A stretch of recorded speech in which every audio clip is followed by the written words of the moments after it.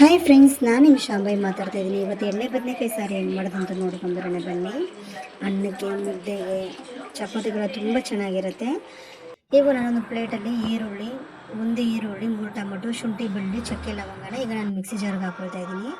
4 ಸ್ಪೂನಷ್ಟು ಎಳ್ಳು, 2 ಸ್ಪೂನಷ್ಟು ಕಡಲೆ ಬೀಜನ ಹಾಕ್ಕೊಳ್ತಾ ಇದ್ದೀನಿ. ಈಗ ಇದಕ್ಕೆ ಅರ್ಧ ಸ್ಪೂನಷ್ಟು ಅರಿಶಿನ, 1 ಸ್ಪೂನ್ ಖಾರ ಪುಡಿ, 2 ಸ್ಪೂನಷ್ಟು ಧನಿಯಾ ಪೌಡ್ರು, 1.5 ಸ್ಪೂನಷ್ಟು ಮನೆ ಸಾಂಬಾರು ಪುಡಿನ ಹಾಕ್ಕೊಳ್ತಾ ಇದ್ದೀನಿ. ಇದನ್ನು ರುಬ್ಕೊಳ್ಳೋಣ. ಈಗ ನಾನು ಬಾಣಲೆಯಲ್ಲಿ ಒಗ್ಗರಣೆಗೆ ನನಗೆ ಸಾಸಿವೆ ಹಾಕ್ಕೊಂಡಿದ್ದೀನಿ, ಕರಿಬೇವು ಹಾಕೊಳ್ಳೋಣ. ಈಗ ನಾನು ಬದನೆಕಾಯಿ ಮಸಾಲೆ ಎಲ್ಲ ಹಂಗೆ ಹಾಕ್ಕೊಳ್ತಾ ಇದ್ದೀನಿ. ಹಾಕ್ಕೊಂಡು ಸ್ವಲ್ಪ ಎಣ್ಣೆಗೆ ಬದನೆಕಾಯಿ ಕಲರ್ ಚೇಂಜ್ ಆಗೋವರೆಗೂ ರುಚಿ ತಕ್ಕಷ್ಟು ಉಪ್ಪು ಹಾಕ್ಕೊಂಡು ಈಗ ಸ್ವಲ್ಪ ಚೆನ್ನಾಗಿ ಫ್ರೈ ಮಾಡ್ಕೊಳ್ಳೋಣ. ಸ್ವಲ್ಪ ಬದನೆಕಾಯಿ ಕಲರ್ ಚೇಂಜ್ ಆಗೋವರೆಗೂ ಚೆನ್ನಾಗಿ ಫ್ರೈ ಮಾಡ್ಕೊಂಡ್ಮೇಲೆ ನಾನೀಗ ರುಬ್ಬಿಟ್ಕೊಂಡಿರೋ ಮಸಾಲೆನೇ ಹಾಕ್ತಾಯಿದ್ದೀನಿ. ನಾನು ಸ್ವಲ್ಪ ನೀರು ಹಾಕಿಲ್ಲ ಫ್ರೆಂಡ್ಸ್. ನಾನು ಮಸಾಲೆಗೆ ಮಿಕ್ಸಿ ಜಾರ್ನ ಚೆನ್ನಾಗಿ ಬಳ್ಬಿಟ್ಟು ಹಾಕಿದ್ದೀನಿ. ಒಂದು ಚೂರು ನಾನು ನೀರು ಹಾಕಿಲ್ಲ.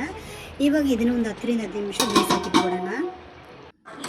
ನೋಡಿ, ತುಂಬ ಚೆನ್ನಾಗಿ ಬೆಂದಿದೆ. ಬದನೆಕಾಯಿನೂ ಅಷ್ಟೇ ತುಂಬ ಚೆನ್ನಾಗಿ ಬಂದಿದೆ. ಈ ಥರ ಎಣ್ಣೆ ಸ್ವಲ್ಪ ಮೇಲೆ ಬಂದಿದ್ದರೆ ಸಾರು ಆಗಿದೆ ಅಂತ ಅರ್ಥ. ನೋಡಿ, ತುಂಬ ಚೆನ್ನಾಗಿ ಬೆಂದಿದೆ. ಅನ್ನಕ್ಕೆ, ಮುದ್ದೆಗೆ, ಚಪಾತಿಗೆಲ್ಲ ಸೂಪರಾಗಿರುತ್ತೆ.